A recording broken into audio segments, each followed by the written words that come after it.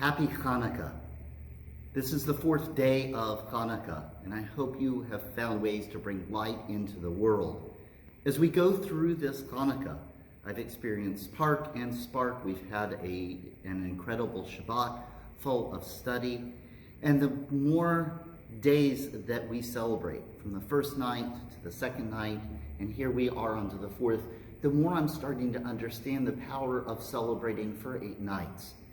There's the miracle of the oil, that in fact, just a little vessel of oil was able to be kindled when they thought it would only last one night, one opportunity to kindle. There were 8 opportunities to kindle in the time of the Maccabees.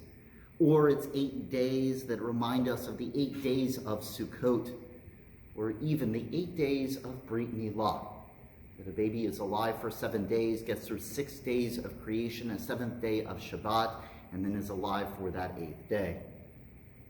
And as I'm understanding, as I go through each of these iterations, each of these days, starting with 1 candle and 2 candles and 3 candles and 4 candles, not only am I building up light till we arrive here on these 4th and 5th and 6th days when we'll be approaching the new moon, the darkest time of the year, the new moon closest to the winter solstice, but I'm also understanding something else, that we don't always get everything right the first time.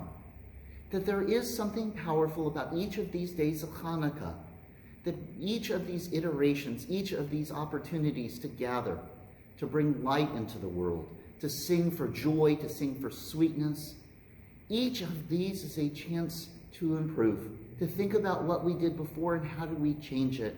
Is there a different place to shine our light? Is there a different way to bring joy into the world? To refine ourselves like the oil, so that each time we reach a little bit higher, we bring a little more holiness, we bring a little more light into the world. Here, as we're in the midst of the middle of Hanukah, I hope you'll look back at these 3 nights we've already had, and that you'll think about this 4th day and look forward and think forward. What can I do? Mishanema kol mishanema zal. What are those little changes that I can do to find more joy, more sweetness, more holiness, more light, more miracle on these days of Hanukah?